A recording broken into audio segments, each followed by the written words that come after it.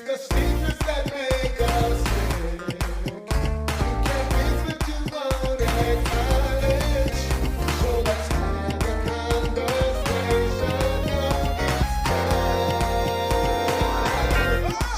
We're taking it out of the box. Yeah, yeah. We're taking it out of the box. We're taking it out of the box. You know it's time. So let's talk about it.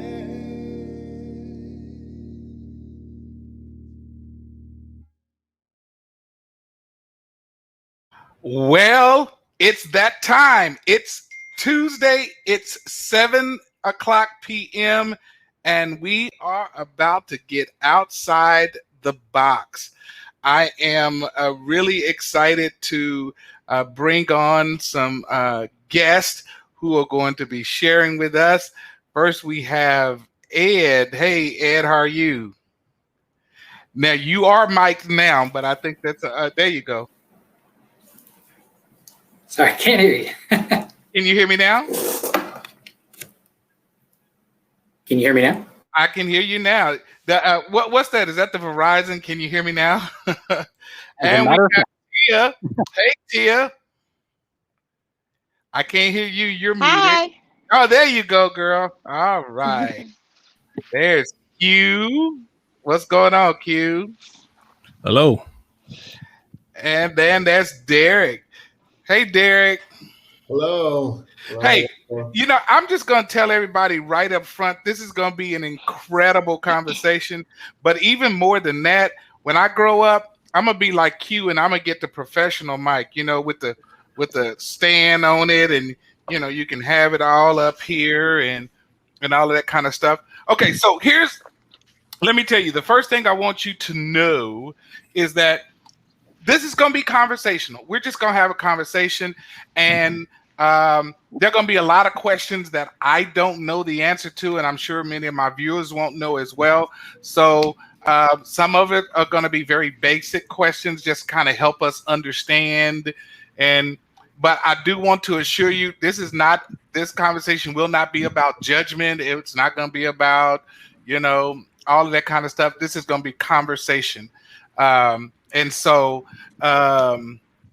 let's get started. The first thing I would like for you, Edward, you, Tia, if you would both just kind of answer, just so I can get a baseline of the conversation. Do either of you identify as Christian? Formally. Formally. Well, that's a good way to answer, because I was going to ask if you're not now, were you before? Okay, so you said formally. What about you, Tia?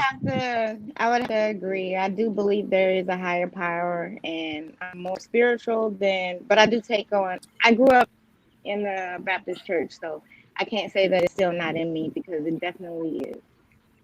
Okay, and so before we move the conversation needle even further, let me just ask you, was the choice of how you wanted to live your life, did that impact whether or not you maintained that relationship of Christianity and church or what have you? I was far from it before. Okay. What about you, Edward? I had a separation of thoughts well before I was thinking about relationships. Okay. All right, great. So now here's the prevailing question for me. What is the difference between plural marriage or polygamy and polyamory? How would either you kind of define what the difference is? Because I guess, again, in my unaware mind, I don't know what the difference is. There's one major difference. Polygamy is purely a legal standpoint. And as far as I'm aware, I have not seen anywhere where polygamy was equally treated for men and women. Okay. I may be wrong about that one, but so far, everything I've seen, it was a man was allowed to have multiple wives. Whereas polyamory, there's no legal ramifications. It doesn't have anything to do with a formal legal relationship. but it is equally considered for anyone, regardless of gender or identity. You can date multiple people. Right. All right. And Would the you agree word with that, Tia? polyamory, yes, I would agree with that. And the word polyamory basically means poly, which means many, and amory, which means love. So many loves is what the word breaks down to. Okay. And so it's interesting because as I go through my list of questions, and I have a lot of questions for us to have a conversation about, let me tell you. So, where did I have it written? Okay. Is it always, and maybe this is my brain going to uh, polygamy, but is it always one man and multiple women? Is that the makeup? No, a relationship is whatever I guess you choose to make that relationship be. My Okay. situation is that I have a husband whom I've been married to for 30 years, and I have another partner whom I call my wife, and her and I have been together for 2 years. Okay. And he has a girlfriend, and she's currently single on her other side, but she is still open to date whomever she wants. Okay. All right. And so I just had a question come in. Could you have them to introduce themselves and say what they I didn't hold on, I'm trying to read it. The current relationship. Okay, I didn't do that, and that was rude of me. Let me give you guys a chance to introduce yourselves and then kind of tell me what your relationship status is. My And name is Tia Boyd. I'm currently in a poly monogamous. I currently have two partners. So I am not open to dating at this current time unless the dynamics of our relationship change and I decide to go and be like solo poly. But as of right now, I am only dating my husband and I'm only with my wife. But they can still date, so they have another partner besides me. okay, and that's going to steer us in the direction, Tia. But I'm gonna get back with that. Okay, Edward, you talk about you. My name is Edward. I'm currently polyamorous. I'm in what we refer to as a triad at the moment. So I have a steady, primary partner who is a woman, and we are currently both dating another woman that she is open to date whoever she chooses. And that's where we are right now. But I've been in pretty much every form of a polyamorous relationship you can think of. Okay, all right. So, Derek, had you before today heard of polyamory in terms of the makeup of polyamory relationship or polyamorous relationships? Yes, I have. I've heard of them. I cannot say that I have known anybody who was a part of that type of relationship. So I'm interested in hearing this conversation. Okay. So, Q, I know that you do a lot of conversations with a lot of different people. When you first got introduced to the idea of polyamory, what, like, and guys, the questions are open if you want to have questions, but I have a lot. So, what was your initial take on learning about polyamory? And you're muted, by the way, Q. There you go. Okay, thank you. Number one, With your big my name is boom Q. box, deep mouth, microphone. Okay. If I'm hot, let me know. No, you good. And I don't mean hot. I mean like if my microphone hot. So, all right. Oh so yeah. Well, now, well yeah. I know you ain't hot like that. I'm hot like that. I'm hot like that. That's how hot I am. I know the other side. So, nothing. I've been doing meeting of the mind / free thinkers for probably a little bit over a decade. So there's no conversation that's foreign to me. So when they talked about, we had conversations about polyamory. The term itself was something that I wasn't familiar with. And so we did a show sometime last year about it, and very interesting just to learn that there are it's terminology, it's rules, it's standards, it's ethical lines. There's a lot of things going on. So it was very interesting to me because I think from the outside, people looking in, I think we look at it from our messy minds and we just look at it as a pass, a pass to do what you want for. A pass But to- it's much more structured than that. So that's what was interesting to me. But that brings me to what my next question is: Can you cheat? Can you cheat in a polyamorous relationship? And both of you are going yes. So if we go by Tia, what you said, which was the many loves, well then how can I cheat? Well, there's dishonesty or someone not being truthful to you. It's still the same, because if you're telling me that you're with me and you're dating this person, but then you go out and you have an encounter with someone else that's not the partner who you said that you're with, then that's cheating. You're being dishonest. You're not disclosing like full information, which that is a part of the agreement, because there are agreements, there are guidelines, are hard lines to be, drawn, and basically almost like contracting, with the So relationship. there's rules to engagement in the polyamorous relationship. It's just And like any other relationship. There's just more Yeah. people involved. But that part. anything that would be considered cheating in a regular monogamous relationship, if you and your partner or partners would consider that a violation of your trust, then that's cheating. People Okay. forget about the relationship part of it. And Right. and that's what I want to explore, because I heard the term from you, Tia, and Matt. I'm finna say Mad Zen, Edward, madzen.com, Edward, whatever. But I heard you say you are in a polymonogamous relationship. I don't understand that. I don't understand what that Well, means. I only have these two partners. So there's like all kind of different categories you can be, because there's poly solo. Poly solo, they don't have any main partners. They don't have any like, just this is my main partner who I'm with all the time, and then I date and I see other people from time to time. They just kind of like date all the time. They don't necessarily have a main person, and they tend to be by themselves, live by themselves. They don't live with anyone else, and they go visit their partners. I live with both of my partners.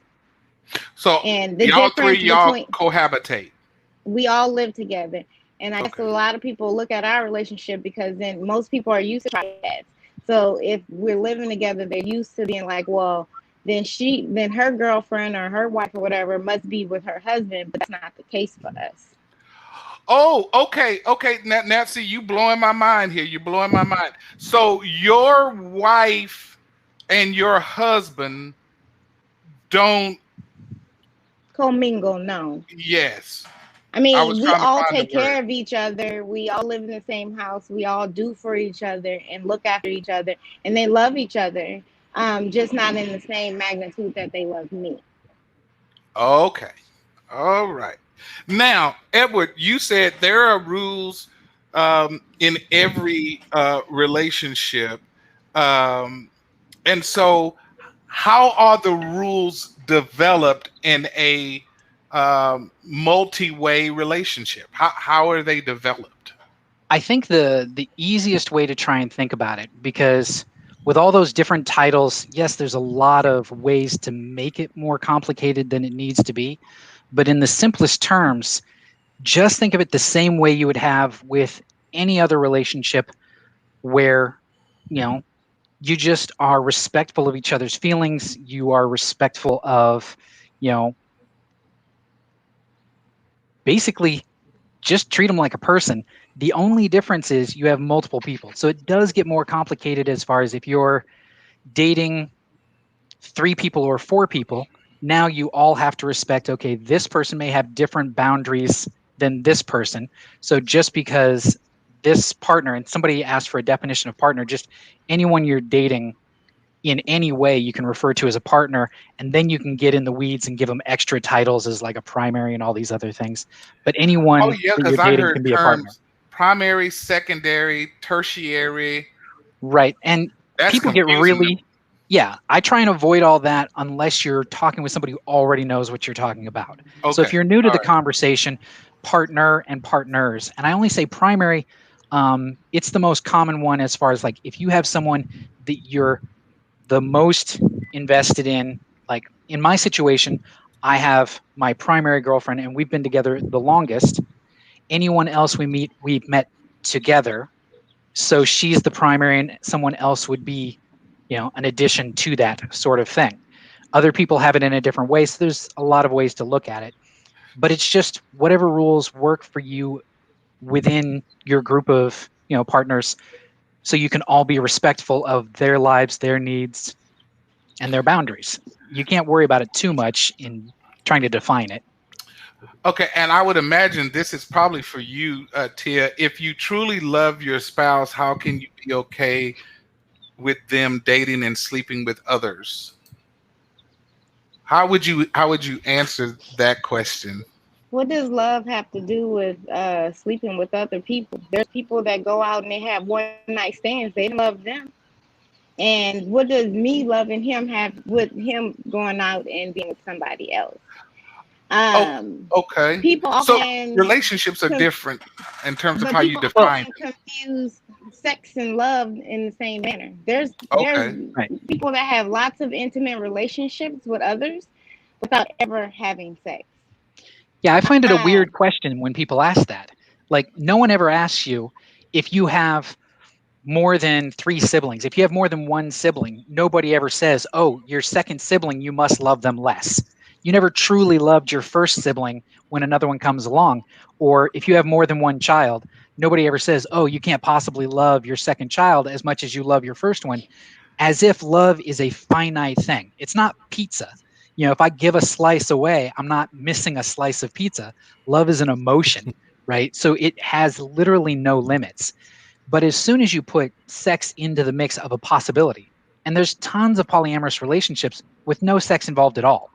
Okay, So you done blow people my get mind stuck on that. again. You Yeah. just blew it again because I had a complete misunderstanding. Just blew it all over again. So there are polyamorous relationships where there is no sex involved. Polyamorous is Correct. about love, not sex. Okay. Right. Okay. And people seem to think that just because you're poly, that all we do is sit around and have sex. And the truth is, there's more conversation than sex because you have to always be considerate of somebody's feelings, of this person's emotions, and like where they are mentally, and like it's just not always fun and games. Like I could have done something, well, I feel this way today, and so like I need for you to comfort me in this way. It's not all about sex, but people literally think that we just sit around and have orgies, and that's not the case. Oh, I'm gonna tell you just so that I'm transparent. That's what I thought it was all about. I That's what thought most it people was. think. I thought it was a legal way to get anybody good as you wanted. People confuse swinging with polyamory all the time, and they are Yes. very, very different things. Swinging is sex without an emotional attachment. Polyamory is relationships. It is about love. Sex is a byproduct that may or may not be involved, but it is not a Mhm. required ingredient. That Okay. part. So that makes that now. I have some more questions.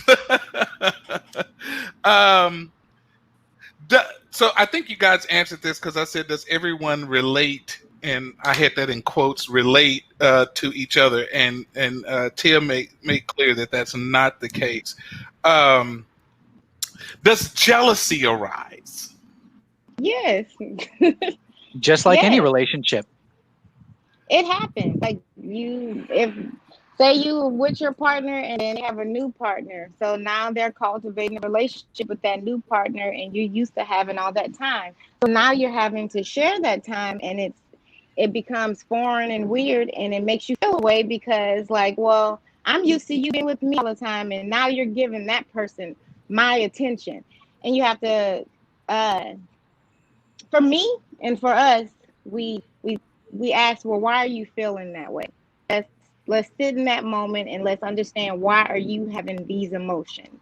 So And you don't then avoid the conversation; you just No, go boom right no, at it. you can't you avoid the are conversation very because upfront. then you cannot have that, because then if you continue to have these feelings and you continue to let your partner continue with that relationship without ever addressing it, then you're going to have resentment towards their new partner who had nothing to do with nothing, and it's not fair.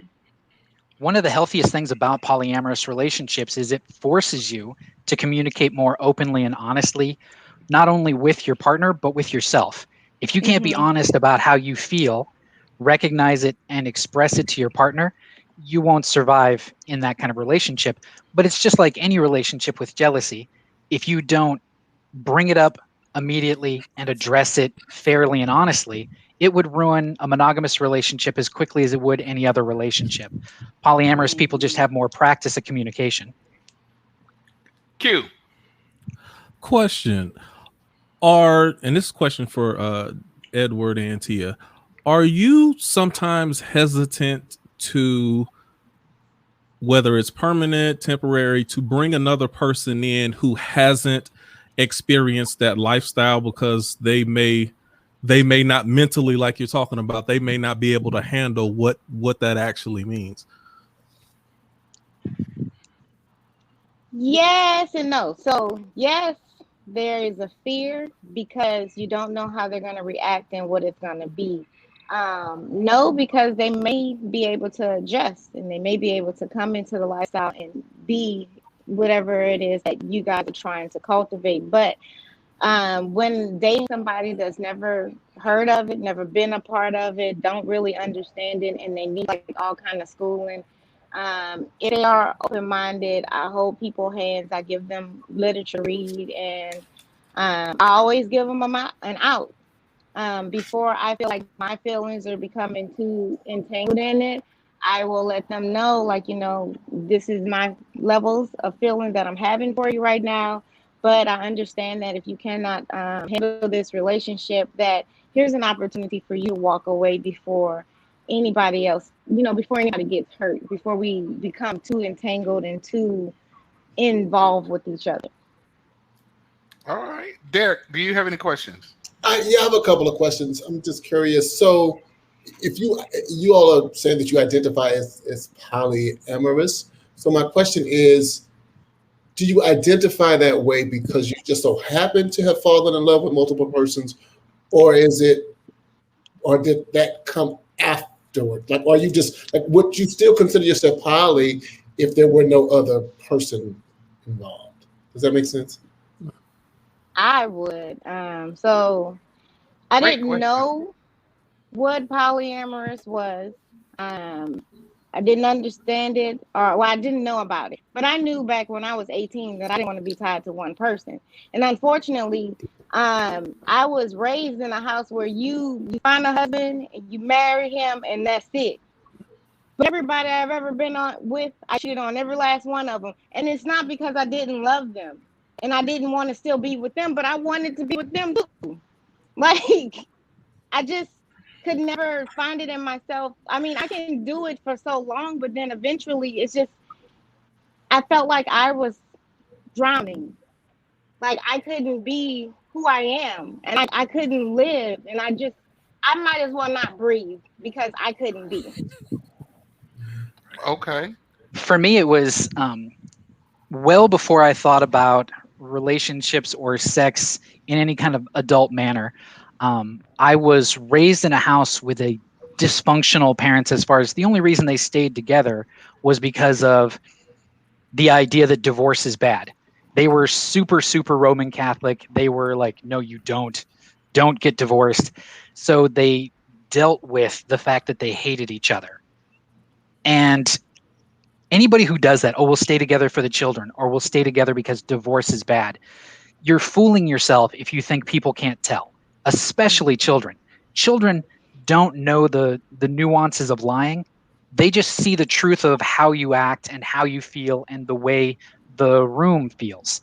So I knew early on, just because someone's married and just because someone says I love you to this person, that has nothing to do with reality or actual love or whether or not they're happy. So I grew up seeing love as this broken thing, but I also saw other families where Mom and dad were perfectly happy. They were actually in love the way that TV shows it all the time. So it didn't make me think that love was bad or broken as much as what people tell you about it isn't always the truth. Like there's exceptions to every rule. So early on, I started looking for that exception to every rule, regardless of the topic. Love just happened to be one of them. And I thought of Wow. that idea. Yeah. At that age, I didn't know about sex yet. So I'm sitting there going, okay, well, if they say you can only love one person, but they don't love each other, I mean, that can't be what love is supposed to be if they're that unhappy. So in my child brain, I'm comparing it to the other versions of love I've seen, like friends and children and, brothers and sisters, that kind of thing. And only in one brand of love did anyone ever act like you could only love one person. Like people tell you, oh, you have a huge family, you're incredibly lucky. Oh, you've got 10 brothers and sisters, you are rich with love. And that applied to every version. You've got tons of friends, you're rich with love. And only when it came to the marriage portion of it, where that suddenly changed, and that made no sense to me. So I assumed it was one of those phrases that was just said for the sake of saying it and didn't really apply to everything. There had to be an exception to that rule. Could I ask one more question? Thank you Yeah. for asking that. That's fascinating to hear. I had a couple of questions, but I just want to ask one more at this point. And that is because we sort of alluded earlier to the difference between marriage in terms of like a love relationship between or a decision between a group of adults in this case and the legal concept of marriage. So I'm curious as to, are there complications of having these type of relationships when it comes to the legal aspect in terms of like what the rights that the legal contract of marriage affords persons who are a part of it? Are you not able to take part in those? Because I know, like, for instance, like with same-sex marriage, one of the reasons why there was a push to go to have full-on marriage was because, okay, you want people to be able to visit you in the hospital, and you want like end of life rights, and you want somebody to be able to inherit whatever you are left, whatever you leave here. So do those things kind of come into play when you have these type of relationships? Like what happens with your estate should you die? I mean, not without being morbid, but you get like, those are complications, but there's ways around it. Just like with anyone who is, say you're single for any particular reason, you're just not married. You can assign like power of attorney to whoever you like. And you can have power of attorney with more than one person. Like you can have a list of folks if you need to do so. But yes, marriage does make it easier in a legal sense for people to wrap their head around. So in a hospital situation, that's the most common place where you're going to run into a real problem. Estates and things like that, power of attorney fixes all of that. The hospital is where you run into the problem. But that's the same thing. Yeah. Same-sex marriage, it's just confusing to people. or like taxes, because like let's be be honest that our system, America, is really flawed because people who are married get all of these things whether they love each other or not. So I'm jealous because they get to park in the park because they're married and they get to claim all these kids or whatever. I don't get that because I'm not married. So likewise, that would also, so there are other complications I would guess that you don't get to take advantage of. I just see that as I get so many other benefits. I don't worry about the tax break. All right, Q, I'm gonna come to you. I want to hit a couple of these because then I have maybe a polarizing question. So I'm gonna get to my question in a minute. This one says, have they assigned nights to spend with each other? And I think about that because my reference is my wife is really into this. What is it called? Seeking sister wives or sister wives or whatever. And so the one guy who has like 5 wives, he has a night assigned to each of the thing. And I think that's what this person is asking. Do you how do you cordon off your time to be with multiple people? Tia, you can start. Well, I live with my people, so That's the easiest way. I guess that makes it easy. Yeah, it's that's just the easy. easiest Like way you by ready far. to go to sleep? Yeah. So like, we all sleep together. I sleep in the middle, and they sleep on the outer sides. Now, if there's gonna be like intimate times or whatever, we have a guest room which we utilize. so that I can have a long time and the other person is, not there. Yeah, the details are going to depend on the number of partners, the kinds of relationships you have, because, and that's the thing, is people keep acting as if there's no variety to the relationships they have involving love with other factions. How do you separate your time with a large family? You don't get to visit everybody every day, kind of thing. And some people you just naturally are more attached to, and some people need more time than other people. I've dated people where seeing them once a week was plenty. They've got busy lives. They give me one night a week where we can actually see each other, go on a date, and that's plenty. And then there's other people that they're addicted to the cuddles and they want to see you all the time, and that's just what they need emotionally to be happy. So how you work it out is absolutely going to be different from one relationship to the next, and is going to change dramatically as you add someone in. And if it doesn't work for you, if you think about bringing someone in and their needs dramatically conflict with the needs of the other people you're in a relationship, you're going to speak with your other partners. You're going to let this person know, hey, I've got these obligations. This is what I can do. Are you okay with that? Can you live with that? And we're all adults. This isn't, right. People act as if it's all black and white. No, we're adults. If you're willing to do this, then you accept there's limitations, like a long distance relationship. The relationship is worth the difficulty of keeping it going, even though you're far away from each other. You decide if it's worth it. So I think you guys have already kind of answered this about commitments and promises to the others. But the second part, I think, is really a good question. What happens if the vows or commitments or promises are violated? Edward said, out. Well, I mean, it's like any other relationship. If somebody, in a monogamous relationship, if somebody violates the vow you made to each other, what do? They keep acting as if it's more complicated or difficult. What would you do with your spouse if they violated the vows that you took together? Right. The answer is exactly the same. Exactly. It just depends on if you want to work it out or if you don't. Yeah. Do you think it's worth it? If they did something that violated what goes against the ground rules that you guys laid, and you feel like, well, maybe you played a part and maybe you helped them to feel like they weren't receiving everything that they needed, and that could have been also their own fault for not voicing what else they needed from you. And so then they felt that they have to go and do these things, and then once that issue is addressed, and we can come to a conclusion. Now, do we want to continue to try to make this work, or are you going to move on? Yeah. And can we come back from this violation? Michelle wants you to say something, Q, but I have a question that I have to interject, and then I'm gonna let you go, Q. I promise. Okay, I said this is gonna potentially sound crass. It's not intended to be, but it may.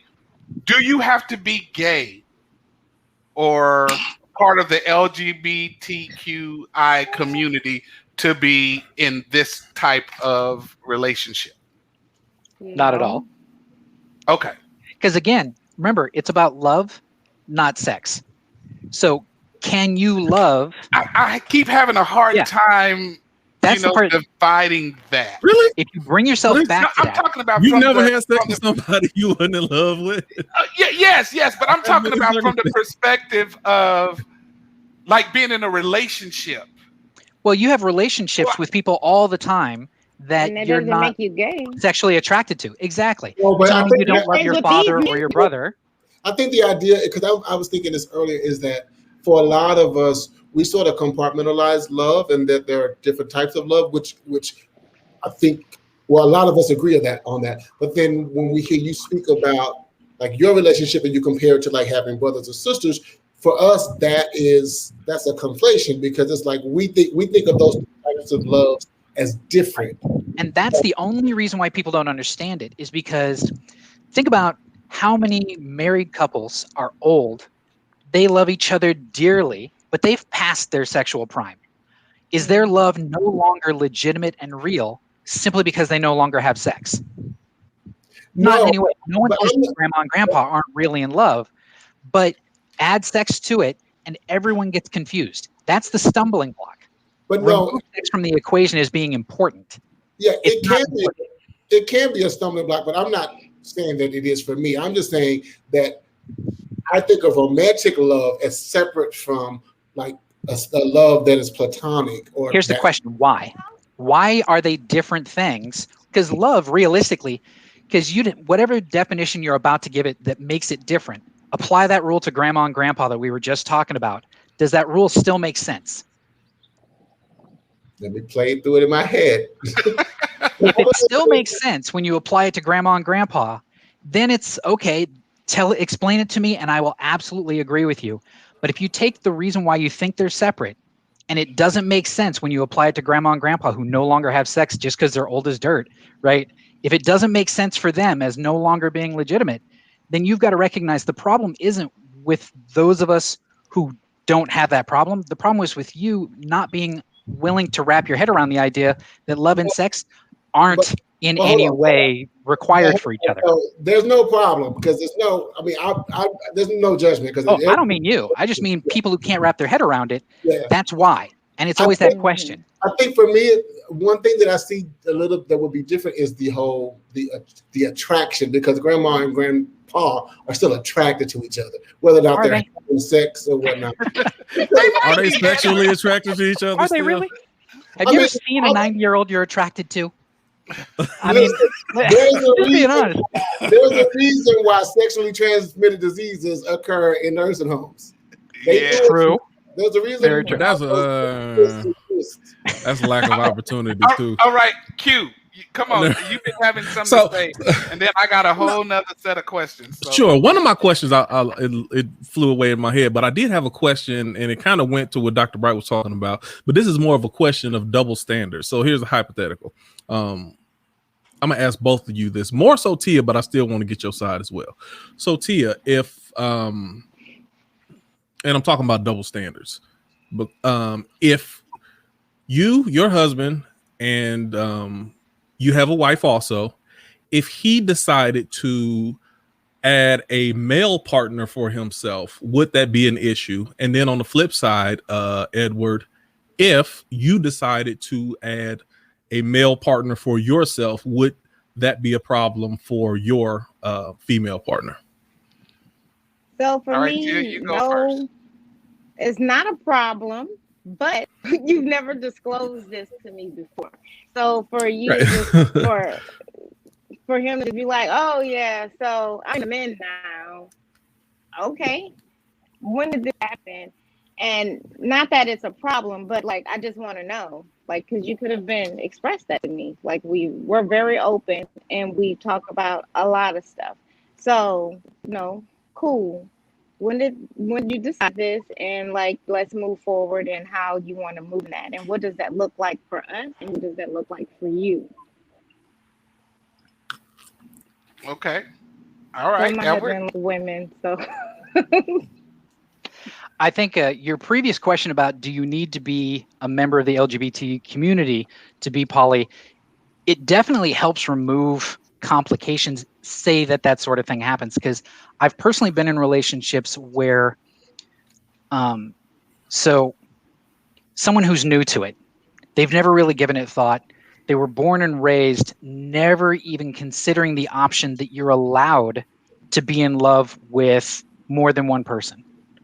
Right. That opens up a lot of thoughts in their head, which for a lot of people, they never think about whether or not they're gay or bi or any other thing, simply because they don't allow themselves to think about it. Realistically, when you look at the spectrum, most people are not this or that. They're somewhere in the middle, and that's just mathematically the way it works. But they never stop to think about it. So this opens up their mind, and suddenly they start considering it. And when you're with someone who allows you to communicate and be that honest and tells you it's about love more than sex, it does open up a lot of doors for people where they didn't really think about talking about it before or even considering it before. And now they're like, in her situation, he never told her, hypothetically, if he never told her, it very well could be because he's new to it and he had never been comfortable enough with anyone to even, especially himself, to ever think about it. So it really is more about trust than anything else. So if you are open-minded enough to move past something instead of considering it a problem, then it's just like any other new thing that pops up in a relationship. If my spouse in a monogamous relationship suddenly tells me, oh, they want to move to Alaska, is that a problem? Well, it depends on your relationship, and it depends on, how big of a deal is this to you? Another partner, my other partners don't have to be involved with this other person, right? That's the other thing. It can be a completely separate. Absolutely. Okay, so my a lot of mind's people going confuse blown that. all over again. So most poly relationships are not everyone's dating each other equally. That's actually relatively rare. The more common thing is, say a couple that you would consider a normal couple, guy and girl, they're dating each other, but they also are allowed to fall in love with people outside of these two. As long as they don't violate each other's trust and they're open and they're honest with each other, if this person goes off and dates someone else, as long as they're happy, you don't mind.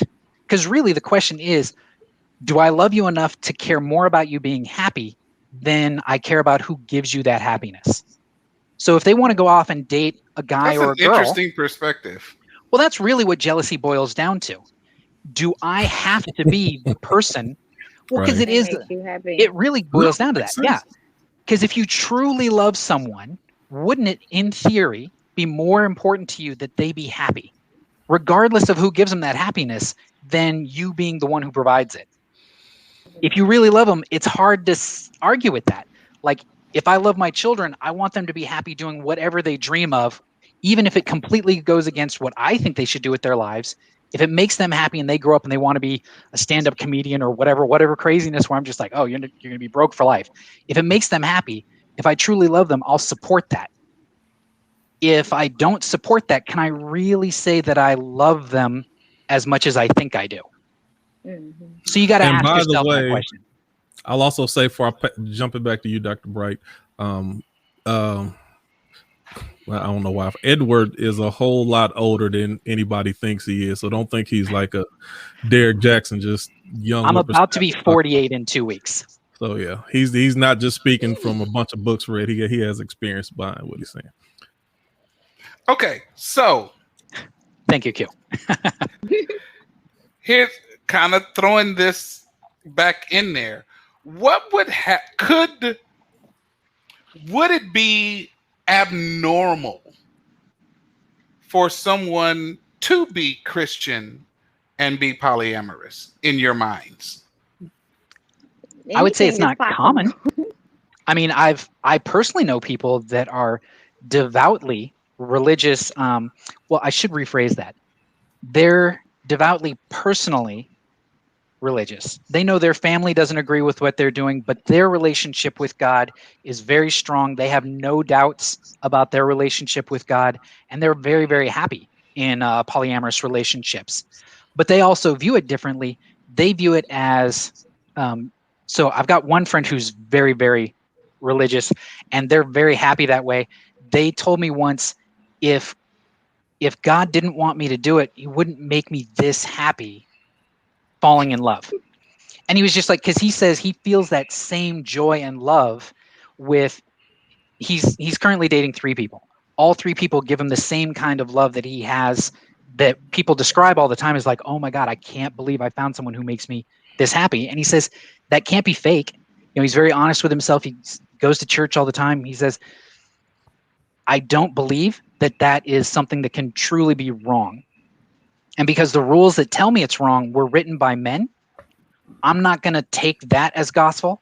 I'm going to let God judge me. And if I'm wrong, I'll pay for it. But I feel this good and I feel this loved. I'm going to decide that God must have chosen that for me.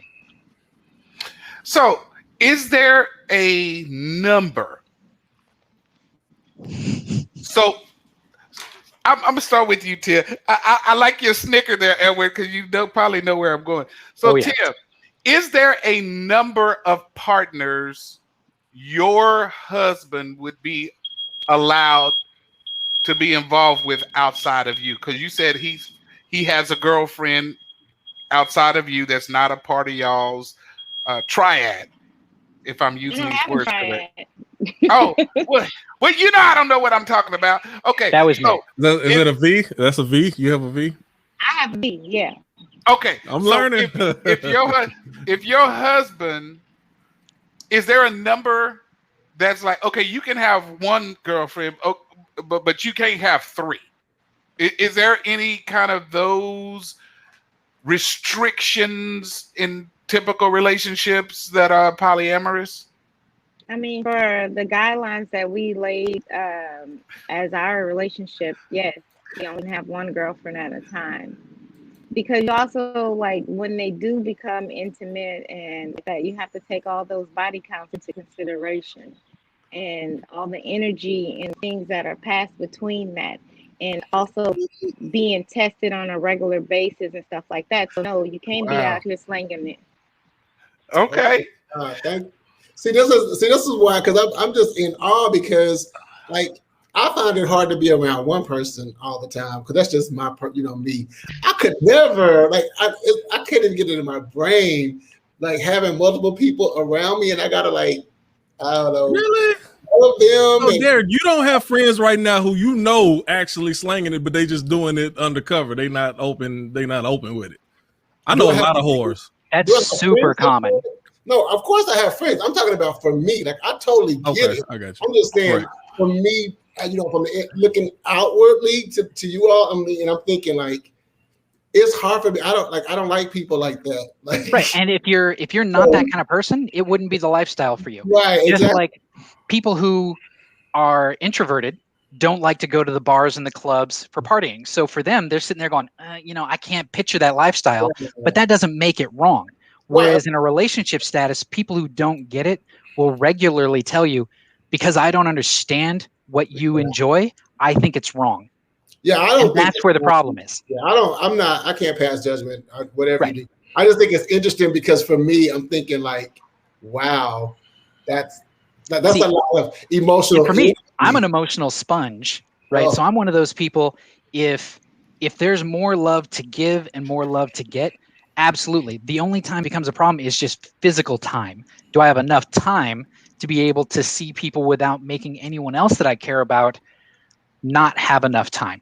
And that's where I draw my lines. You can only juggle so much. It's just like working or anything else. Can I handle 2 jobs and not burn out?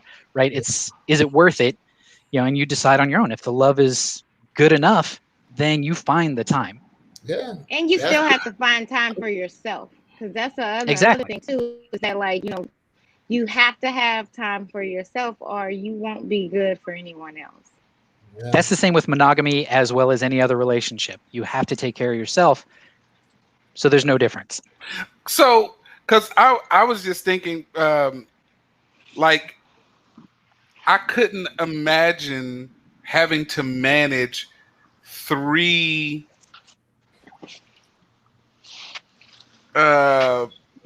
like you said, your friend has 3 partners. I couldn't imagine myself having 3 partners, man. Like the emotional toll of I can't managing imagine having 3 4 or partners. 5 children. I can't imagine being able to find the time and juggle, because I don't have children myself, It's but rough. I have friends who have a small tribe of children, and I'm like, how do you do it? And they're just like, you just do it. You find a way, right? So when you think you can't imagine it, just remember people do it all the time. And if it's worth it, you figure it out. Now you said something that makes me, and you said you didn't. Tia, do you have any kids? And if so, how do you explain the poly life to them? Well, my wife has a son whom we're raising, all of us are raising, and we don't explain anything. He knows that he calls me Mama Tia, he calls his mom, and he calls my husband by his name. And he just knows that he's receiving what he needs. He gets food, shelter, clothing, and all the love. And like he has double the amount of parents. He has double the amount of eyes. He has double the amount of love. So currently, only thing that he knows is that we love each other. Not People Will make like a that be mistake. more of a conversation later on in the, like, I guess once he gets older, will yeah, that be more of a conversation? yes, later it will be a conversation on like how does this necessarily work? But like it's like any other child that's being raised in the house. You give them love. It's not like you up there having sex and making whole pornos and stuff in front of them. Because that's what people tend to think too, that you just round here doing the most in front of your children just because you have multiple partners. No, like I don't, or we don't do, all that. I mean, we hug and kiss each other because children need to see love and they need to know that they're loved. So we hug and kiss on him, and we hug and kiss each other. But like we just teach him that you're loved. You got a house. You get almost everything that you want because you're the only child and you're spoiled. And you And got people three also forget parents to that run to. you're not going to break children by showing them a loving childhood, right? So regardless of how they're shown that, children don't know anything better. They know the reality of the emotions in the room. So just like the divorcing parents, they know you're not happy. So if you think an unhappy classic marriage is healthier for children than a non-traditional happy relationship, you're fooling yourself and you're lying to yourself for no real reason. Kids feel tension and they feel the emotions that are in the room.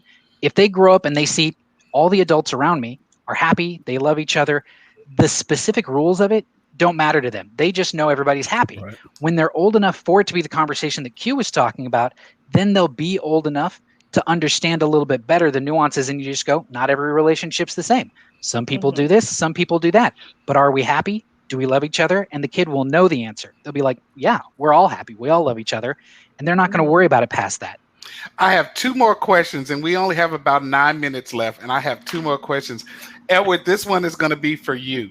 Since you have a girlfriend, what happens if your girlfriend got pregnant by one of her partners, and now you're involved in having to be part of the caretaking of this baby that you didn't participate in making? So that's just like, well, I'm trying to figure out a way to say this that makes any sense. So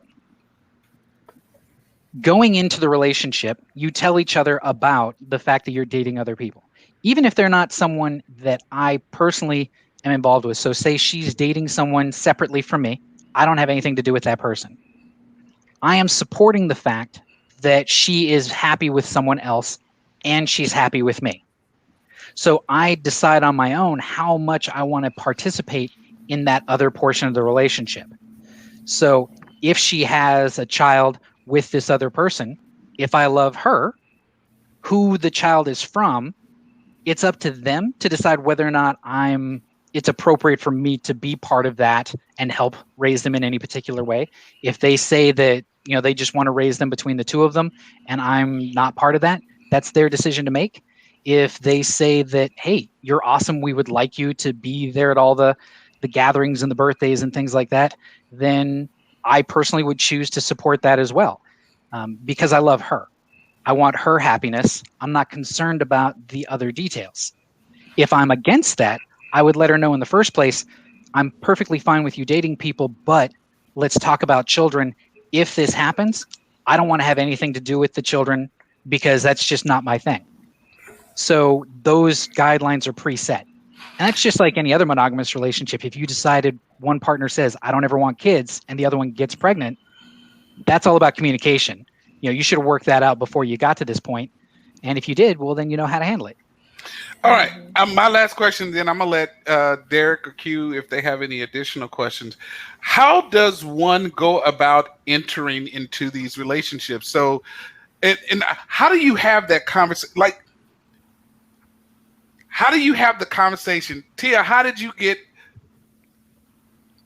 I don't want to use the word nerve. How did you overcome, how do you get into these relationships?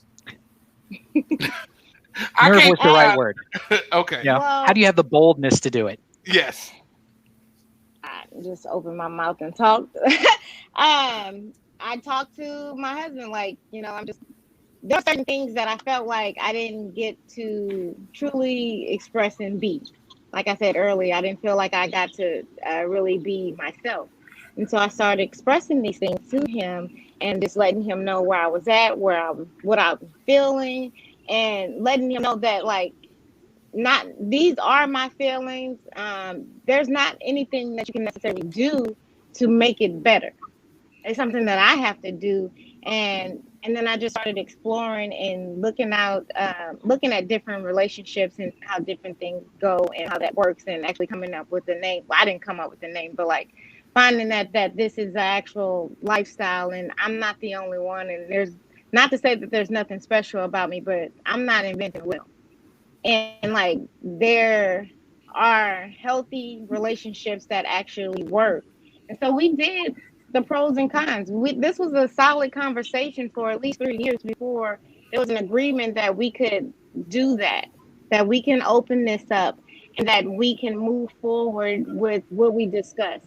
And we went through all the scenarios, the what ifs, the what nots, all the, and we could end up in divorce, and we could this and we could that, and that those conversations before we actually opened our marriage made us stronger, because we were having hard conversations that we didn't have before. Because realistically, most time you be with somebody so long that like you know when they're mad, when they're upset, and like you don't want to upset them. So like if you know that you're having a conversation and it's upsetting them, 9 times out of 10, somebody has to be civil. So somebody to make themselves small and not necessarily always get their point across, and you won't have these conversations. So then the other person continues to just do whatever they want. So it forced us to be 100 with each other all the time, regardless if it hurts your feelings. Because then we started having these meetings where we were like, you leave your feelings over there. This meeting is not about your feelings. It's about the facts. It's about the bullet points, and like where we are right now and what we need to do to move past this. And like once we move past this, like how do you intend on us to grow? So then after we had those conversations, then we were able to say, yes, okay, we can do this. And these are the guidelines and the boundaries that we're going to set for ourselves. Now, I'm not saying that guidelines and boundaries don't change, because they do, especially when it comes to relationships like this. But when you get to that road, you cross that, and then you have another conversation about new guidelines and new boundaries and things of how they're going to move forward then. Q, Derek, do you have any additional questions you want to ask? I do have a question. Okay. Let me ask, and this is for both of y'all actually. When it comes to what's the word I'm looking for? So sometimes you'll get people who they ask questions out of pure curiosity, or they're intrigued, or sometimes you get people ask questions because they kind of insensitive, or they're snide comments. Do you think a lot of people who kind of throw jabs at you, are they really projecting their own desires upon you? Like they try to say, oh, all you want to do is y'all just having orgies and stuff like that. When in actuality, they really wish that they could have that option if they want to. Like, how much do you think the questions that people ask are them projecting their own desires upon your relationship? Sometimes it is, and they can't be truthful with themselves, and so then they got to be mad at somebody else that's living their best life. So. Did either of your parents go, what the hell are you doing? I didn't raise you like that. But you did raise me to be a smart, independent individual. So There you go. Yeah, so it was like I didn't raise you like that, but I was like, but on the other hand, my mom was like, you're exactly the person that I raised you to be. You don't take no shit. You stand on your own 2 feet. You do what works for you. So if it works, it works. I can't judge you. I live my life. I think for Q's question, because I do like alternative life coaching, and I counsel couples all the time, and like I kind of help people figure out the roadblocks when they're new to this kind of lifestyle.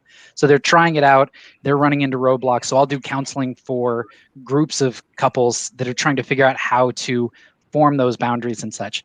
And I get those questions all the time that you're talking about. And depending on how they say it, yes, sometimes you absolutely can tell this person, they cheat on every person they've ever dated, and they're acting like I'm the hypocrite. But at the same time, I don't respond to the questions thinking about that. I respond to the question with, okay, genuinely, what part of it is the stumbling block for them to really wrap their head around?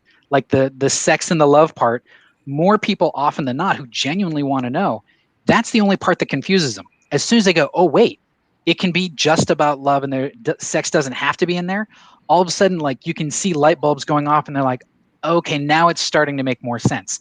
So I just sort of approach it as if they're genuinely trying to learn, regardless of how they ask the questions. Can I All ask right. my Yes. final question? So just for both of you, whomever wants to chime in. So do you think that monogamy is part of human nature, or is it like just part of like the heteronormative kind of like pressures of society? Like, do you think, because I know I've heard a lot of people, there's a lot of debate on whether or not we're meant to even be monogamous. Like, is that a thing, or are we just like forcing it? I think as an institution, we're told that, and I think it absolutely applies to some people. Just like if you ask about gender roles, do you think there are gender roles that are supposed to be there? For some people, absolutely. They're absolutely happy if they get to do these certain things, but it doesn't apply to everyone. I think the bigger problem is, as a society, we act as if monogamy is the only option that is okay. If people could just accept the idea that, just like anything else, it definitely works for some, it won't work for others. If it doesn't work for you, no one's asking you to do it. Right. There's some Cute. relationships, there's some poly relationship where, like, I have a partner, say my husband didn't date anybody and he's just with me, and that's fine. He's monogamous. Like, he doesn't want to date anybody else. They have that. And I just feel like it's to each his own. So it's, whatever you feel. My question was almost going to be the same. It's almost the same as Derek's, so I'm glad he asked it, but it's kind of on the flip side. Is a cheater regardless? So whether they're in a monogamous relationship or whether they get in a poly relationship, they're still going to be a cheater because that's their character. Or do some people cheat because you're probably trying to live a certain lifestyle that your nature isn't designed Interesting question. Okay, for that one, if you don't mind me jumping on this one, Tia. Sure. There's a big difference. So I think there are people who absolutely cheat simply because they think they have to not hurt their regular relationship. Like, they're married, they think, oh, my spouse would never accept the idea that I need more than just one person can give. So it forces them into that spot. If they had permission, it wouldn't be cheating, because the definition of cheating isn't how many partners you have. It's Right. Did you violate the trust of your partner? So if there are other people who they can have permission and they'll still just do it and keep it a secret because that's the part of it that they like, right? So it depends on your personality. Did you feel like you couldn't do it if they accepted you, or are you doing it either way just because you like the thrill of what you're not allowed to have? Real. Yeah. Well, guys, thank you so much, Edward, Tia, Derek, Q. Thank you guys for coming on. I really appreciate. This has been a very informative conversation, something that I knew nothing about and wanted to understand. So I appreciate you guys giving me the opportunity, if for no other person, giving me the opportunity to learn something that I did not know. I'll say that, I think I'm glad that we have the opportunity, that technology now affords us the opportunity to have these conversations and meet people we would otherwise not meet. So again, thank you guys very, very much. Y'all have a great day. Next week, we have another great discussion. I'm not going to tell you what it is. You got to hop on and see. Next Tuesday, 7 o'clock. Everybody take care. Goodbye. Bye.